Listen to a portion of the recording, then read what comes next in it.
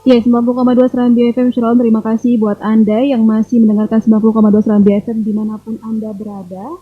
Seperti yang saya informasikan tadi, Shirlon, bahwa di pukul 9 hingga dengan pukul 10 di hari ini sama-sama kita ikuti talk show interaktif bersama dengan BKKBN Aceh dalam rangka World Contraception Day 2020 atau Hari Kontrasepsi tahun sedunia tahun 2020 hari ini, Shirlon. Dan hari ini kita akan membahas mengenai dalam masa COVID-19 rencanakan reproduksi dengan nyaman dan hindari 4 terlalu. Untuk membahas ini di studio sudah hadir 3 orang narasumber kita di sini. Yang pertama saya ingin menyapa terlebih dahulu Kepala BKKBN Provinsi Aceh, Bapak Dr. Andes Sahidal Kasri. Assalamualaikum Bapak. Ya Bapak, kabarnya hari ini seperti apa Bapak? Sehat Alhamdulillah? Alhamdulillah sehat. Bahagia Bapak hari ini? Bahagia. Iya, terima kasih Bapak sudah hadir ke studio. Dan juga narasumber kita selanjutnya adalah Ketua IDI Provinsi Aceh, Nurse Bidan Syahbandi Esket. Assalamualaikum Ibu Syahbandi. Waalaikumsalam warahmatullahi wabarakatuh. Ibu kabarnya gimana hari ini? Alhamdulillah baik. Sehat Bu ya? Dan bahagia hari ini Bu? Sangat bahagia. Iya harus itu. Terima kasih Ibu sudah hadir ke studio untuk talk show bersama dengan kita hari ini. Dan juga selanjutnya adalah staf ahli Wali Kota Banda Aceh, Ibu Dr. Media Yulzar MPH. Assalamualaikum Dr. Media.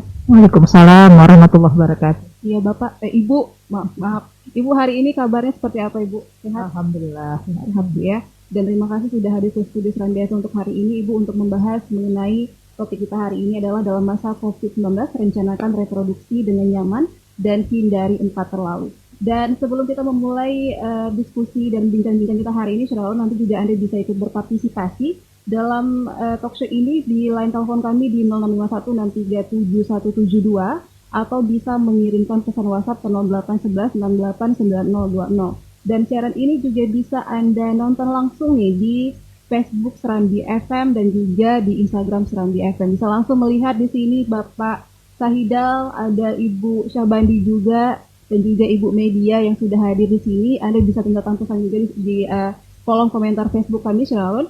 Dan hari ini dalam rangka Hari Kontrasepsi Sedunia yang nanti akan dilaksanakan diperingati itu pada tanggal 26 September ya Pak ya. Dan sedikit mengenai Hari Kontrasepsi Sedunia ini, Shirlon, ini adalah pertama sekali diluncurkan itu di seluruh dunia pada tahun 2007, diperingati setiap tahunnya pada tanggal 26 September, yang salah satu kegiatannya adalah mensosialisasikan fungsi dan manfaat kontrasepsi untuk mengatur jarak kehamilan. Dan peringatan ini, Shirlon, itu bertujuan untuk meningkatkan kesadaran masyarakat akan penggunaan kontrasepsi, mengupayakan generasi muda untuk mendapatkan informasi tentang kesehatan reproduksi dan kesehatan seksual, dan memungkinkan kaum muda untuk membuat pilihan berdasarkan informasi tentang kesehatan seksual dan reproduksi mereka. Nah mungkin ini kalau sekarang di tengah pandemi seperti sekarang ini ya Bapak Ibu, ini pastinya agak susah, tantangan terbesar buat para pasangan suami istri keluarga untuk bisa merencanakan kehamilan dan juga merencanakan reproduksi. Dari Pak Sahidal sendiri mungkin bisa sedikit dikasih pemaparan Pak mengenai peringatan Hari Kontrasepsi Sedunia ini Pak, silakan. Ya, terima kasih. Assalamualaikum warahmatullahi wabarakatuh. Waalaikumsalam. Saudara, para pendengar Serambi FM dimanapun saudara berada, mudah-mudahan kita semuanya dilindungi Allah Subhanahu wa Ta'ala. Yang pertama di studio ini yang kami hormati Ibu Dr. Media, kemudian Ibu Ketua Ikatan Bidan Indonesia Provinsi Aceh, Ibu Syahbandi, dan teman-teman semuanya. Pada kesempatan ini tentu dalam rangka memperingati Hari Kontrasepsi Sedunia yang tadi sudah disebutkan tanggal 26 September 2020, tepatnya hari Sabtu yang akan datang, kita ingin mengingatkan kembali bahwa pentingnya pengaturan kelahiran tersebut.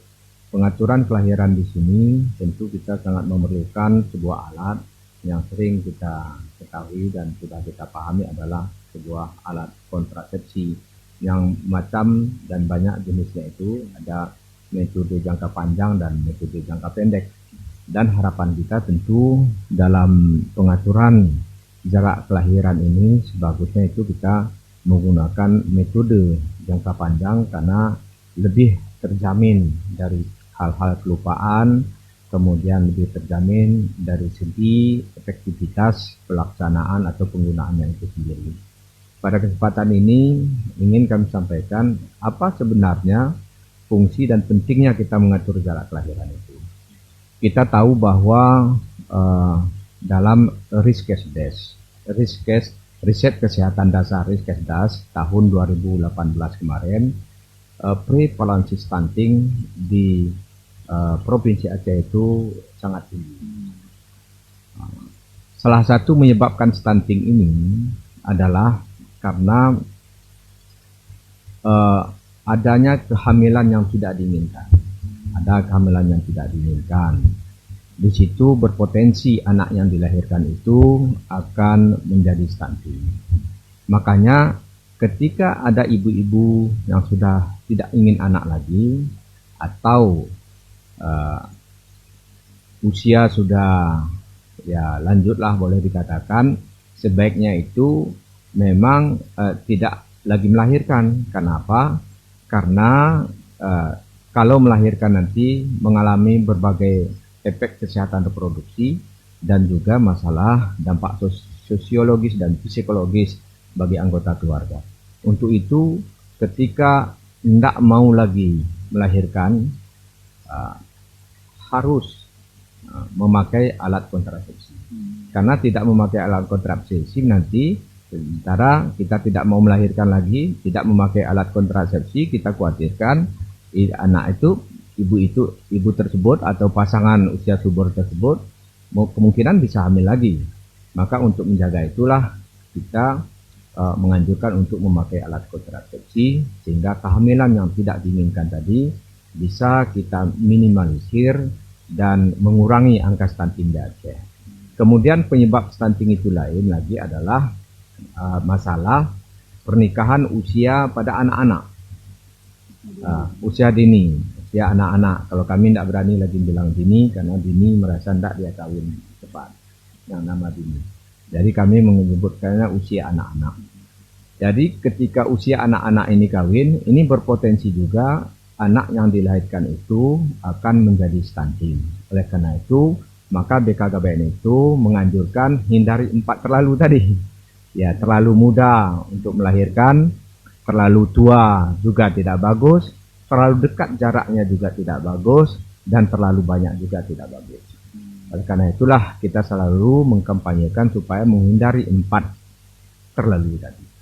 Jadi saudara-saudara para pemirsa semuanya dimanapun saudara berada, jadi ingin kami sampaikan juga penyebab stunting yang lain adalah spacing, jarak antara kelahiran pertama dan kelahiran selanjutnya itu terlalu dekat.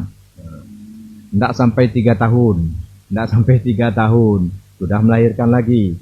Yang ini menyebabkan juga stunting, angka stunting di Aceh itu tinggi.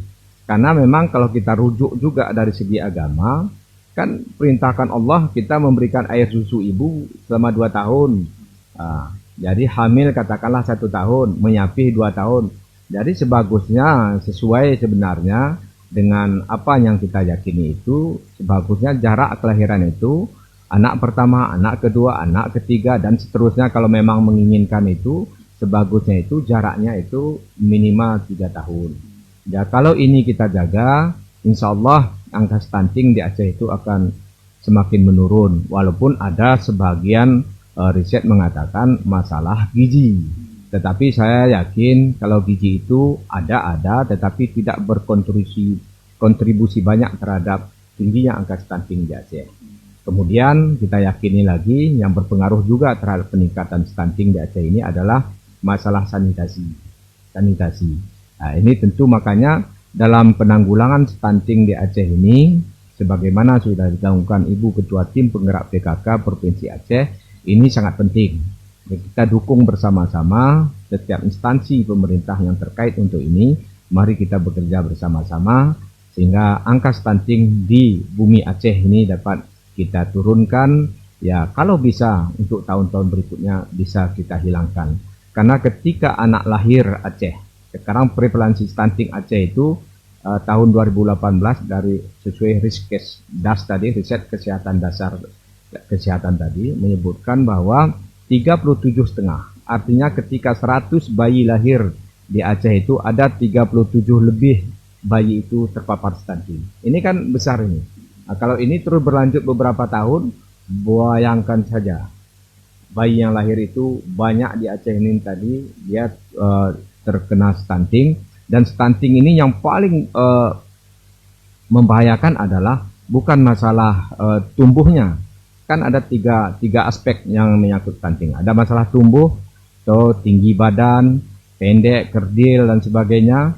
Tapi ada juga yang kedua perkembangannya. Perkembangannya itu masalah otak. Jadi otak itu defisit kognitif istilahnya. Hilang kecerdasannya. Kemudian masalah gangguan metabolisme tubuh. Rentan terhadap penyakit. Udahlah anak kita pendek, tidak cerdas lagi, sering-sering sakit-sakit lagi, bagaimana nanti sumber daya manusia Aceh ini ke depan.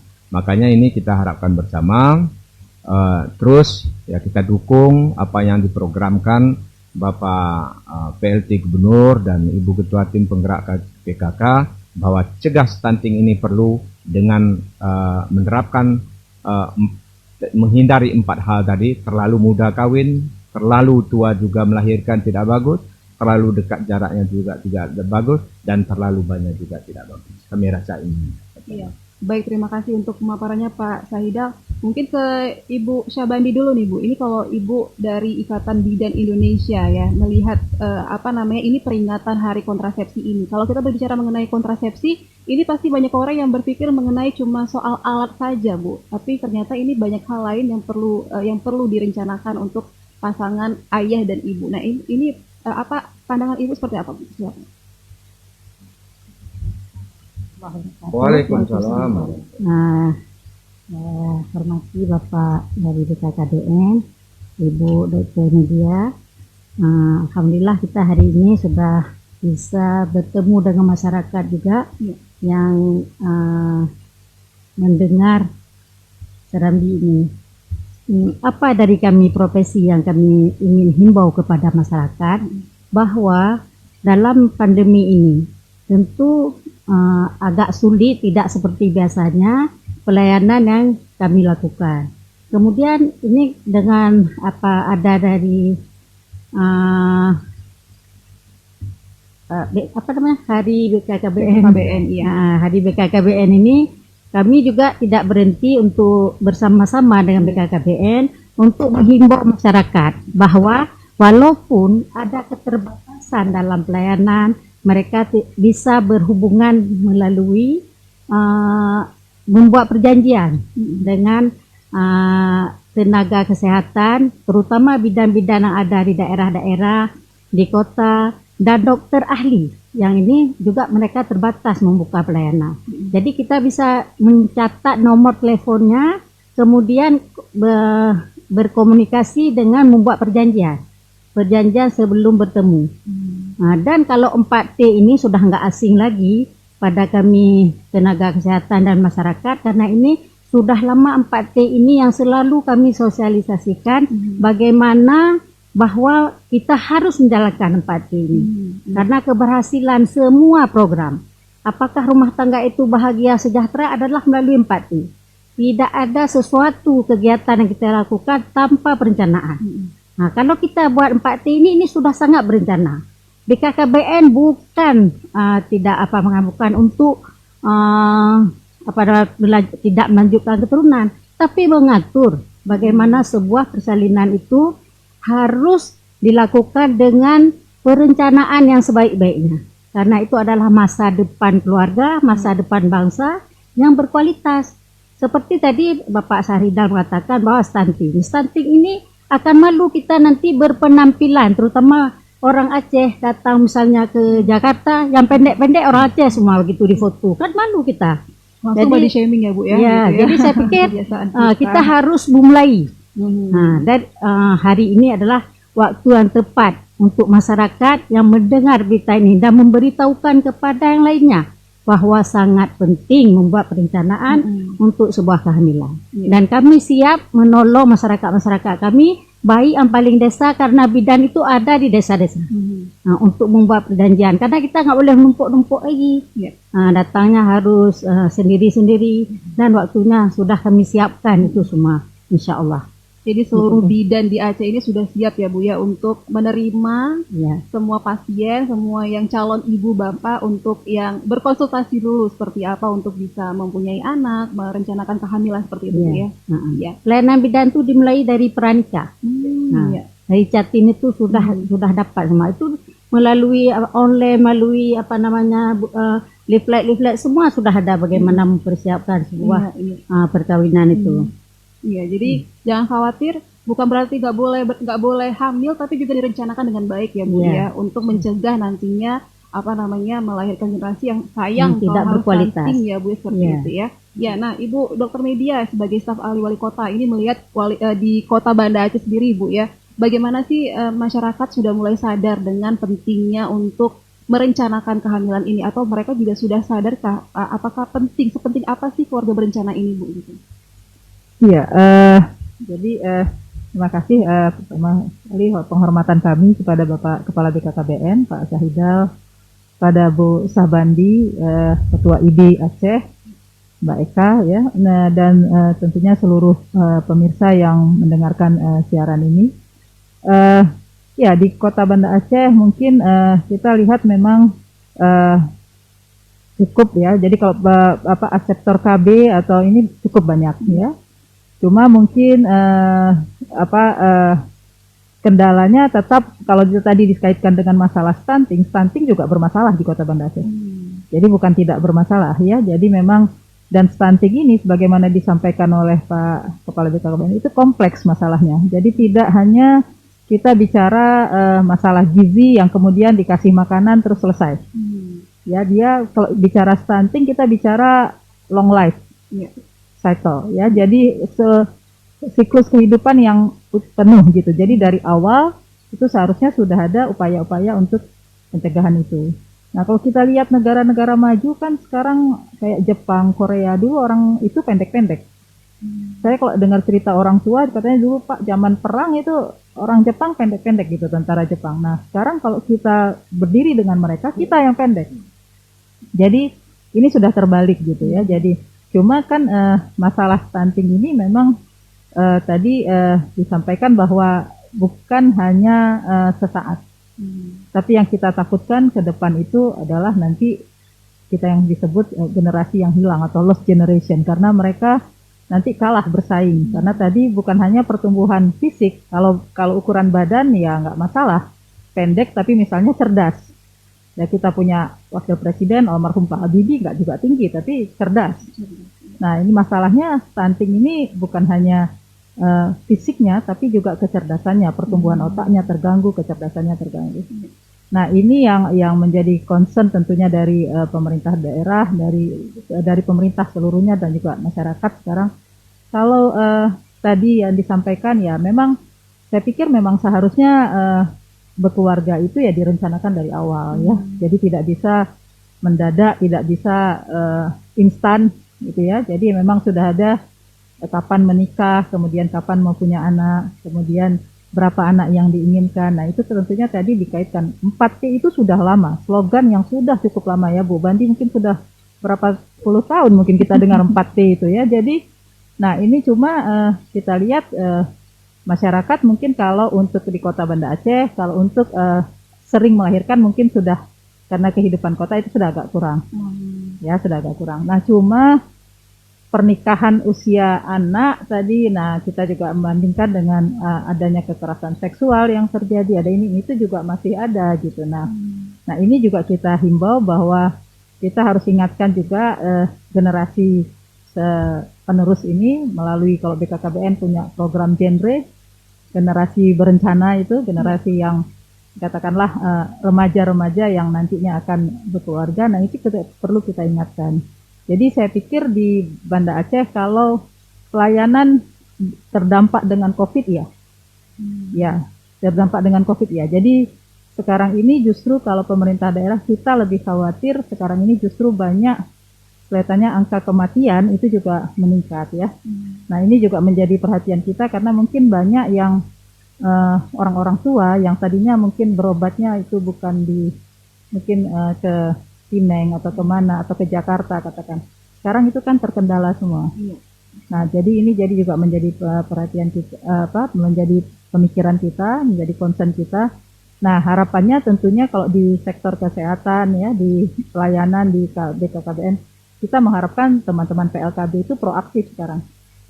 Jadi walaupun tidak tatap muka tadi, tidak bertemu, tapi juga tetap melakukan pelayanan dengan virtual lah, dengan menelpon, dengan daring ya, dengan menelpon yang biasa dilayani gitu. Jadi tetap harus terkontrol. Walaupun posyandu nggak jalan seperti dulu, tapi kita berharap tetap ada terkontrol bahwa pertumbuhan daripada balita dan lain-lain. Ya, jadi pelayanan tetap kita harap berjalan. Tetap jalan ya Bu ya, walaupun daring ya. Walaupun tersendat-sendat tentunya ya. Iya pastinya. Ini memang jadi tantangan buat semuanya di masa pandemi ini. Tapi tetap harus kita rencanakan reproduksi tadi untuk bisa mencegah lahirnya generasi yang tidak berkualitas seperti itu Bu ya.